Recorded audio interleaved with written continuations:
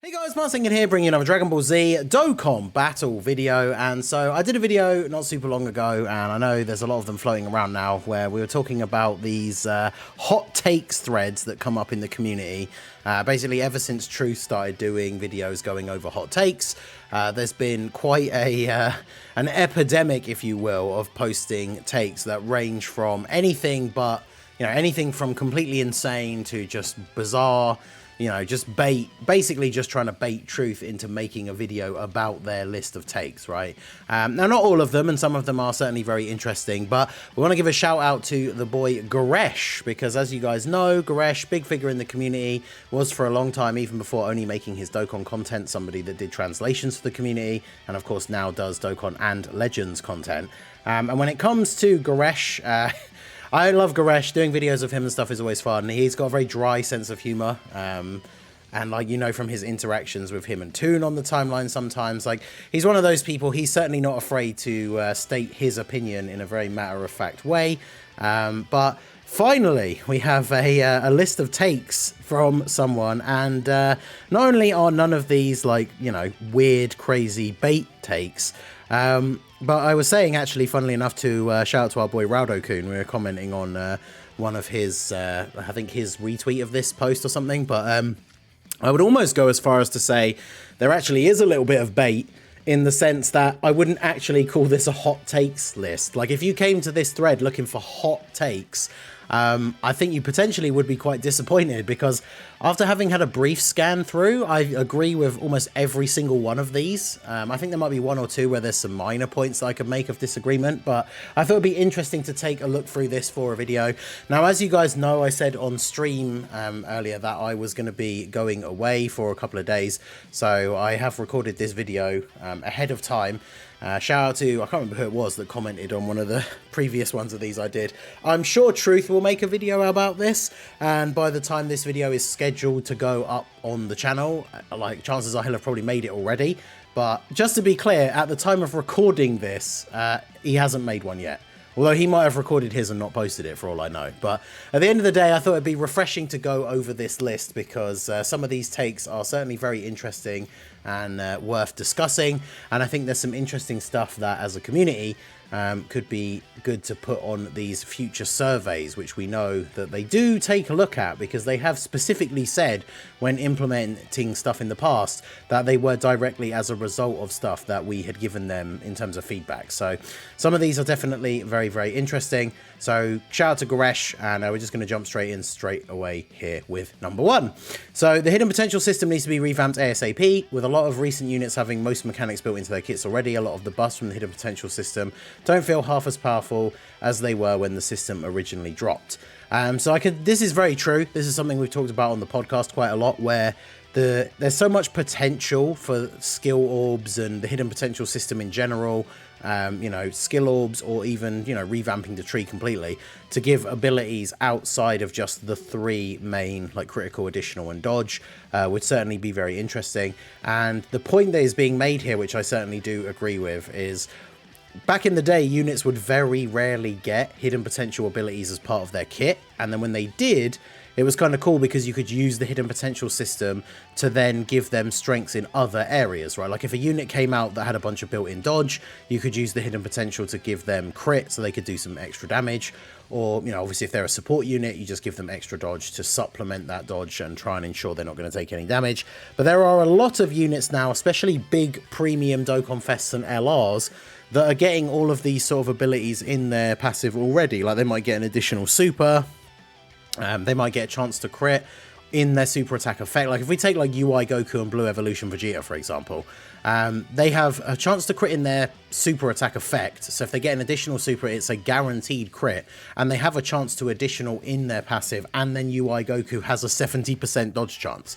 So when it comes to his hidden potential, you essentially could do whatever you want to kind of build him that leans a little bit more towards the playstyle you want for the unit in particular, but it does make his hidden potential system much less important, because you can kind of skew it any way you want to your playstyle, rather than there being a specific build that then turns him from being I mean, he is a really good unit, but turns him from being a really good unit into like a crazy unit if you give him a specific build.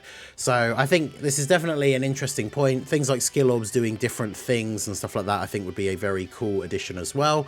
But yeah, definitely agree that the hidden potential system could do with an update. So then we have number 2. A summon animation skip button is more badly needed than any gameplay functionality adjustment or change. For me personally, I mean, I guess like sometimes when I save up for big celebrations, I kind of, you know, wail out a little bit, but I don't really care personally as much about a skip animation, but I do agree that it would be a good thing to be added, if nothing else for the fact that loads of people do want it to be added as a thing.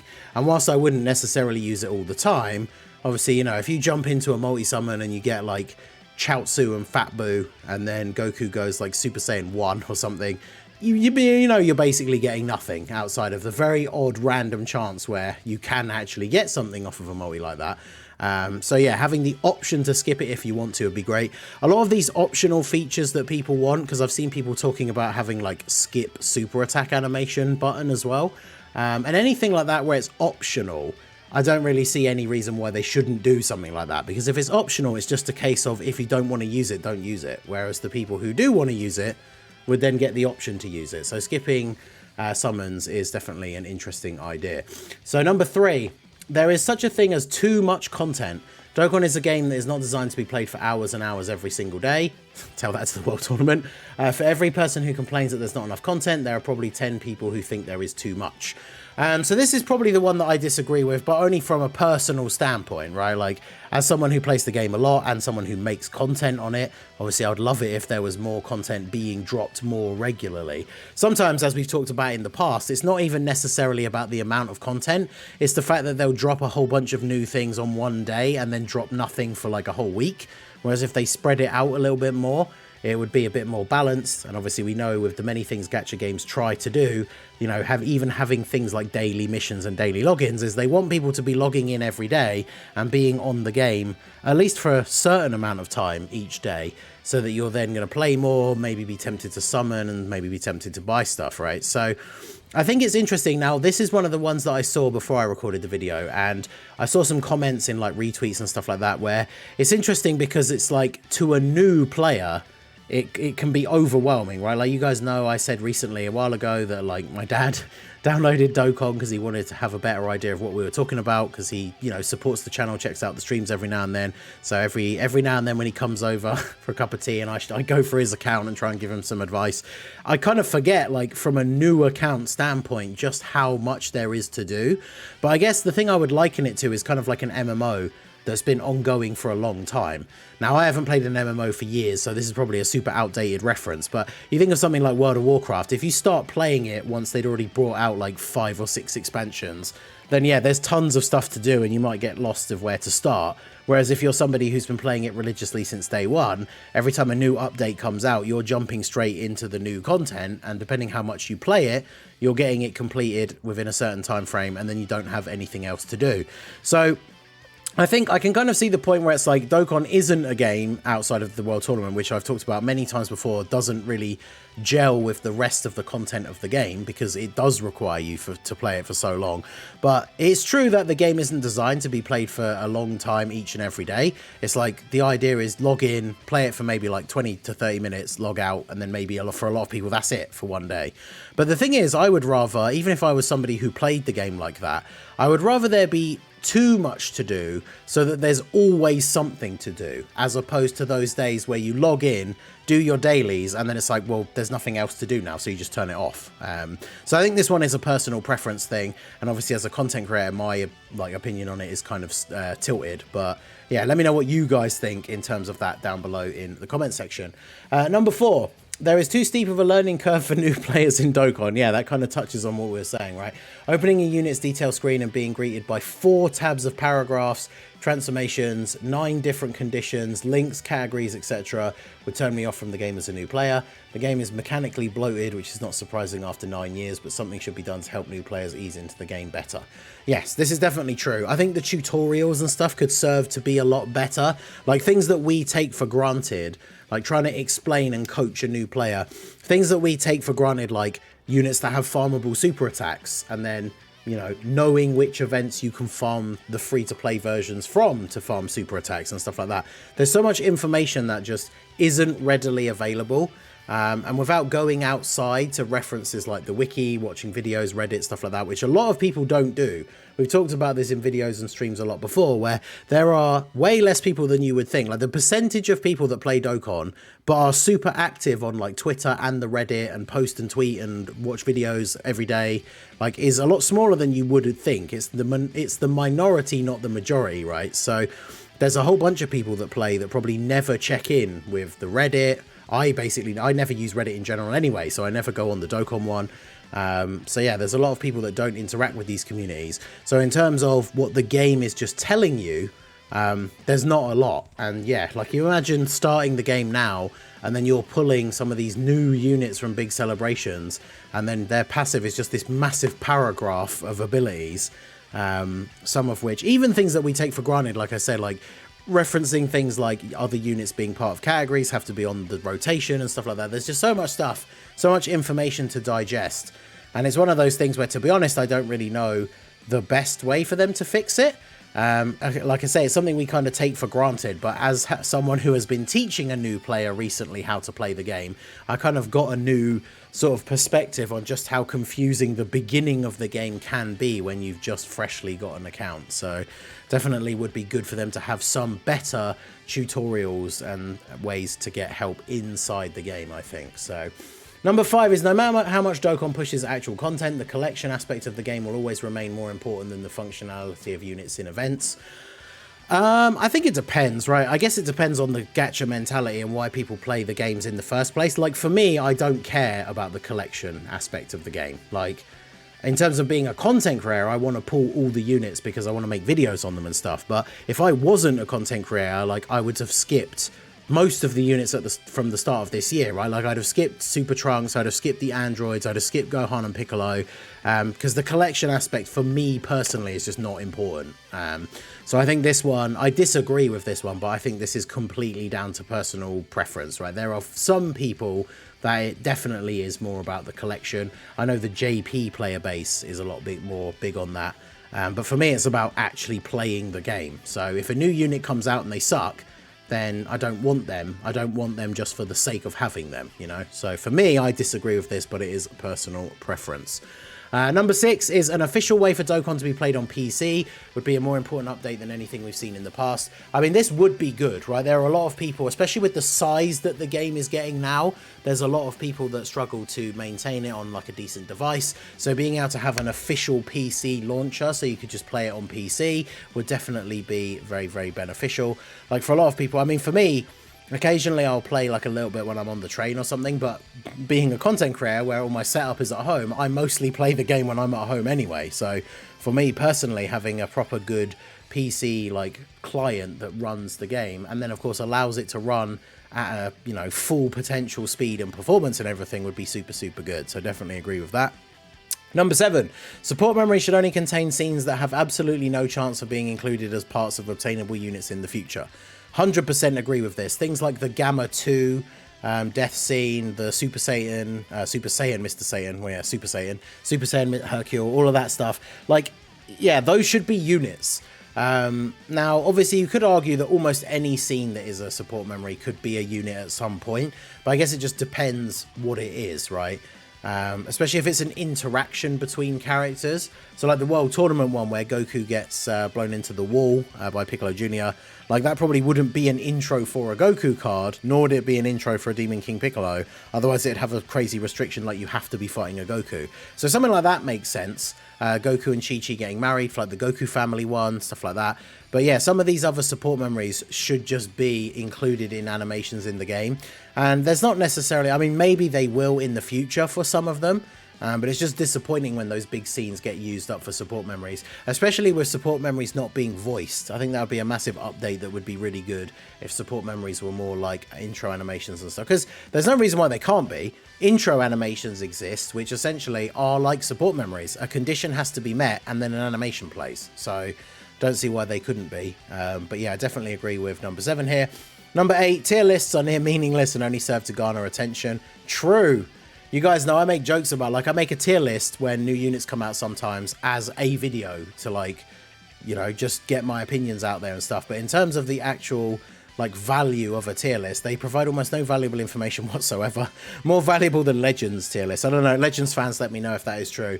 But yeah, more so tier lists, I guess, are a good way to just sort of explain why you like certain units over other units. But I definitely see there's a lot of tier lists out there that are bait, as we already discussed at the beginning. Some of them are just bait to get attention or get videos made on them. But yeah, tier lists for me, they're always just kind of fun to do, especially when new units have come out. But I've said this even in my own tier list. It's not like I keep a spreadsheet with like the top 50 and every time a new unit comes out I sit and look at it for a couple of hours and speculate, like work out through an exact science who I'm going to move up and down. I literally will sit down to record the video, I'll look at my previous top 10 and then think about, have any of those moved, have any new units been added in, and then just go from there. And sometimes I'll change a list right before recording, and then sometimes I'll like change it right afterwards. It all depends, right? But I do kind of agree with this. Most of the time they're just for content, which is can still be entertaining, but yeah, they're not exactly someone else's tier list, especially because people rate units differently. Someone could make a tier list but have a completely different, like, what's the word I'm looking for, not agenda, but someone could have a completely different standard, I guess. That's probably not the right word, but someone could have a completely different way that they rate units to me, so then their tier list will be completely different to mine. And it's not like, you know, saying that theirs has any less value, because maybe if I did have the same criteria, that's the word I was looking for rating units, then maybe I would agree with their list. So they're always interesting to see, but yeah, they're not exactly high value, I don't know. So I kind of agree with that. Number 9, every mode in the game should serve some sort of purpose that differentiates itself from other game modes. If there's little to no distinction between two modes, one of them should be removed or they should be combined. Yeah, I kind of get this. It's like, you know, we have the red zone, now we have like the blue zone, which everyone's calling it. But realistically, there's no reason why those blue zone stages couldn't have just been a new red zone. Like, there is technically no difference. It's just a hard boss that has multiple phases and you can use one item and that's it, right? Things like they've experimented with things in the past, right? Like, a lot of people didn't like Chain Battle. Battlefield is basically just normal Dokkan gameplay, but with a different way that you set up your units that you can use in your teams. That original, like, Battlefield version 1 was a very weird and interesting new game mode. It's kind of like what we were saying about the April Fool's modes, right? Where even if it was only limited time only, things like that Dokkan City and stuff like that would actually be kind of fun if those were actually modes in the game.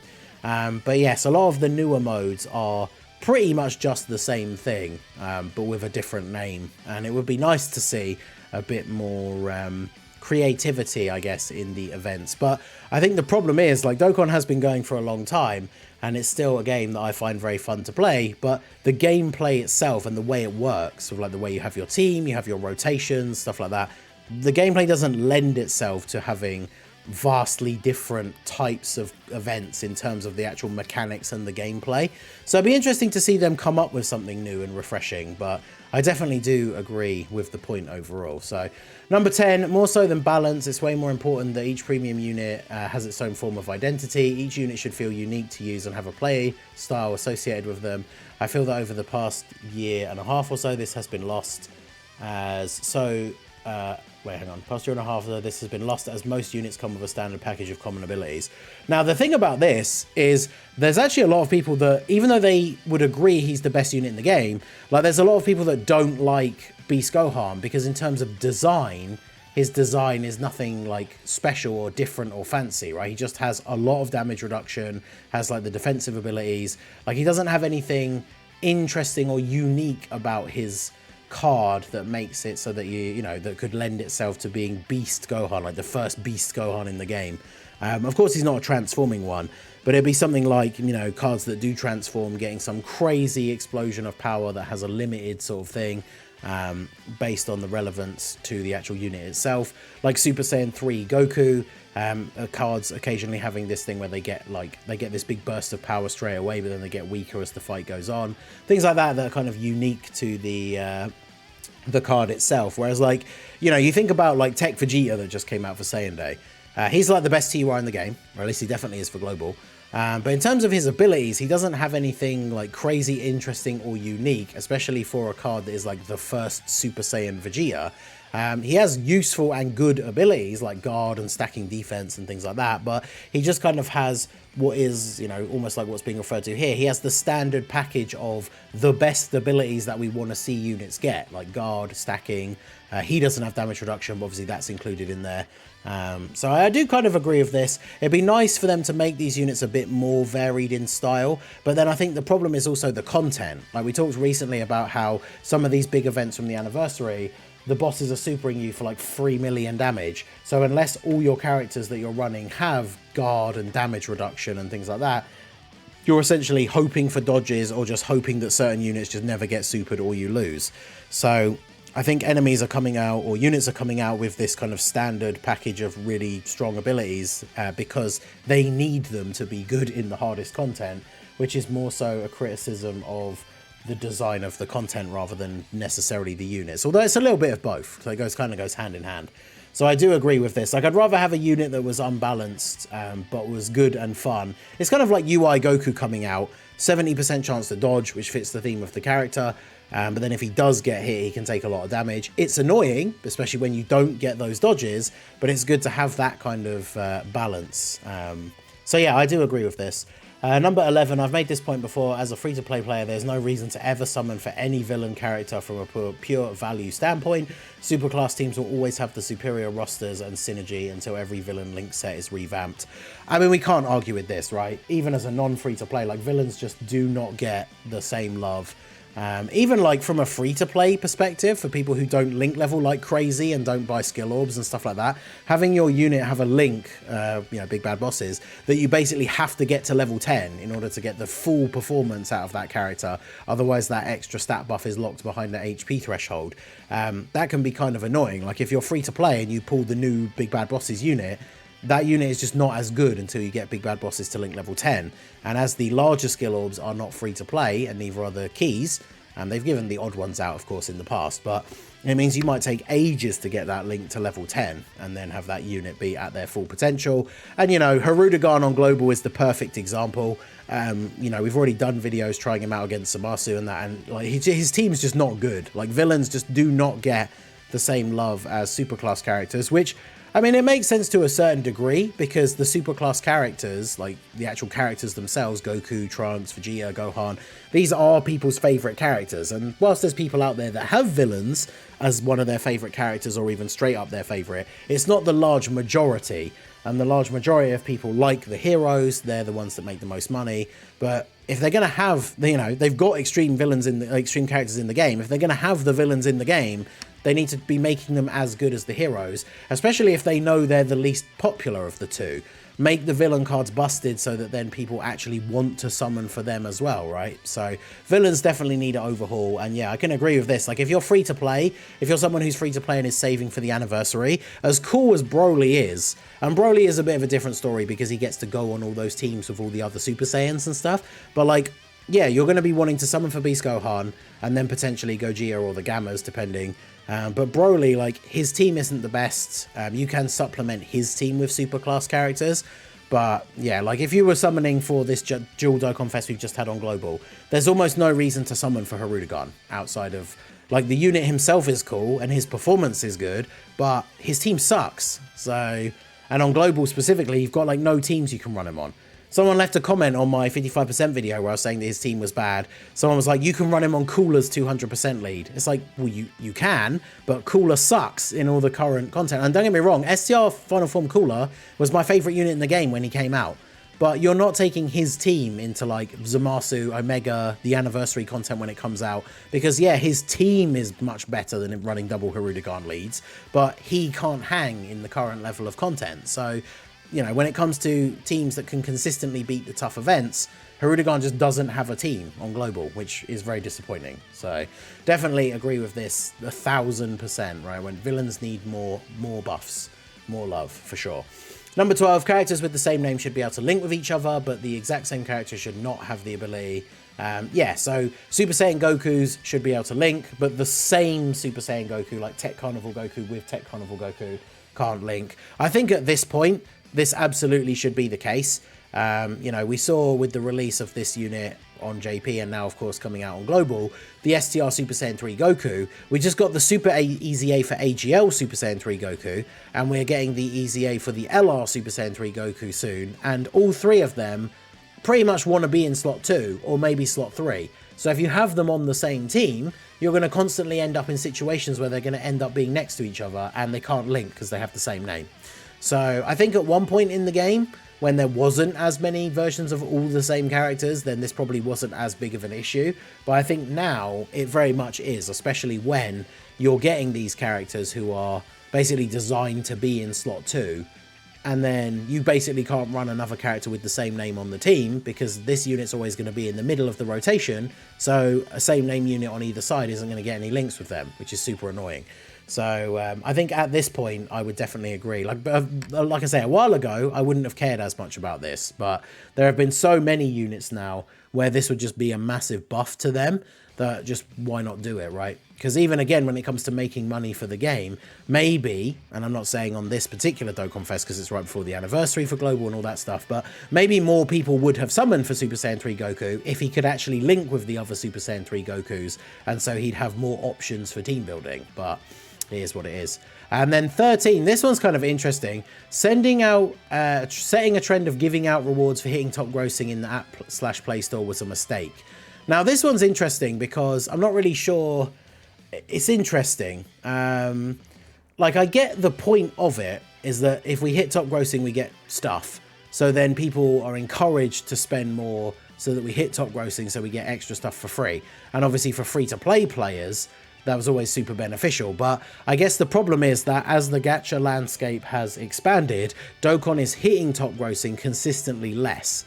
Like the big celebrations, like the anniversary and the worldwide usually do. But like take Saiyan Day, for example. We can all pretty much agree that on release, Vegeta was the new best TUR in the game, hit top grossing on JP, but didn't on global. Because for global, a lot of people are saving for the anniversary, so that does make sense. But yeah, I feel like a lot of these celebrations, people always get disappointed if we don't hit top grossing. And with the global way that they do this, where it's only 7 stones per region, even if like one place hits top grossing, we get 7 stones, and then people are disappointed because in the past when we've had more successful banners and celebrations, we've gotten more, so it always feels a little bit disappointing when we don't get as many. So I'm not sure about the overall. I don't know how I feel about this take overall. Like saying the trend of giving out rewards was a mistake. I mean, they could just change it, but I guess it depends, right? Like all they could have is they could just change it going forward so that if the banners make a certain amount of money based on their projections, they don't have to tell us the exact amount, of course, but if the game makes a certain amount in a month, we could then just get a, like, you know, thank you for supporting Dokkan, like, reward kind of thing that everybody gets. And they don't have to call it top grossing, but it's essentially the same thing. And then they can give it out in some celebrations, even if we haven't specifically got top grossing in the App Store. But I don't know if I necessarily agree with this, because again, it's hard to think about exactly how this applies. Like setting the trend was a mistake. It'd kind of be nice if there was more detail in here, because the number one thing I would ask is obviously, well, why do you think so? Because I guess it just depends. Like I say, if people are now disappointed now that the landscape has changed and Dokkan doesn't hit top grossing as often, then obviously people get disappointed. But I imagine in terms of like the big whales and stuff, like people don't spend less on the game because they don't think we're going to get top grossing for that celebration or something.